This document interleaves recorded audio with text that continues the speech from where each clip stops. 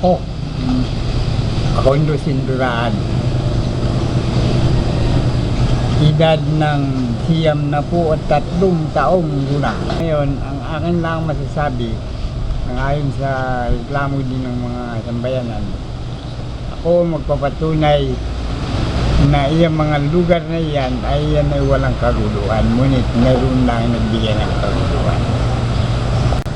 Nang siya ang naging mayor ay nagkaroon ng guluhan. Lugar na yan. Kaya siya ang nagbibigay ng kaguluhan. At kubong dati ang nakatayo diyan, mula pa noong 37, ay tahimik ang pamayanan niya. Simula pa noon, 37, ay kami ay nagbabayad nga ng buwis sa gobyerno. Ngunit, nung dumating nga ang panahon, si Kuya Aquino ay nagkaroon ng batas na hindi pwedeng singilan ang Katutubo at kanila ang Mindoro. May muna nga naman noon ilang pangulo na uli ang sumunod ay hindi ka kami sinsingilan. Kumuamin niya yung Mindoro. Doon sa parting yun, sila yung karahasan yung kanang ginawa. Sila nagsinungaling sa bureau plan na di umano ay yan ay walang mga may-ari, kaya sila ay sumuot yan. Kaya sila man nagkaroon mga titulo. Si Marcelino Incao, 75 taon na po.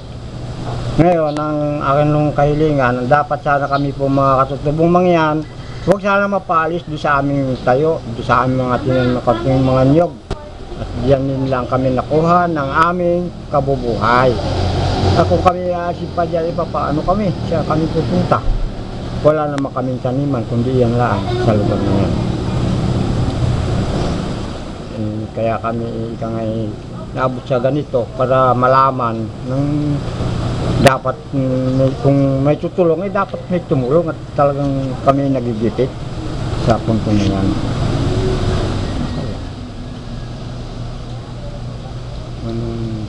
Mga katutubong mangyan, dahil kami naapektuhan na wala na kaming iipuran sa lugar na yan.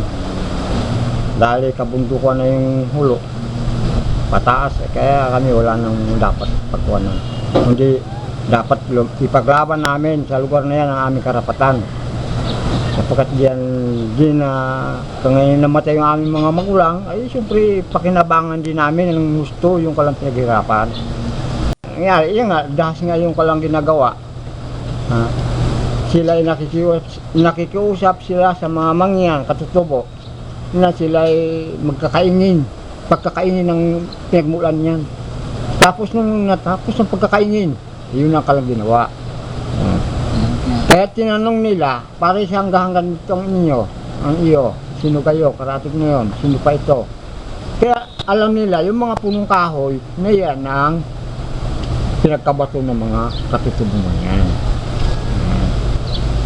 Sa lugar na yan. Kaya alam nila na ang kalaki. Dahil sinukat din ng DNR. Dahil sukat-sukat ng DNR, bawat isang matanda, mayroong kanyang luti. Walang umistid noon. Ngayon, wala na. Doon na natatapos na gayon na nangyari, pinapasukan. Dahil pag tingnan nila sa bureau plan, walang tao to. Eleuterio Ternate bilang konsyales po ng Tribo Iraya. Sila po ay sinama ko dito upang humiling po ng katanungan ang aming pong lugar na Sitio Lapantay.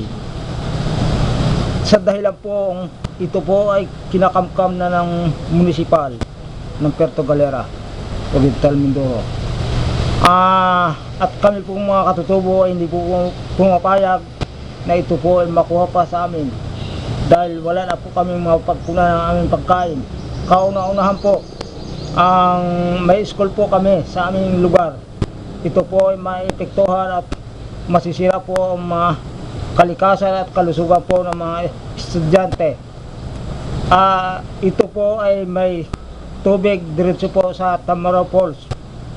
Ito po ay magbibigay ng na napakarumi pong tubig sa mga ating pong mga turista at mga taga Puerto Galera. Kaya po ako humiling kay ito po ang mga nagpapatunay na sila po nakakaalam ng aming pong lugar sa Lapantay.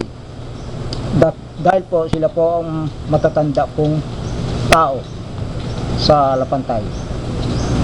Hanggang dito na lang po ang masasabi ko.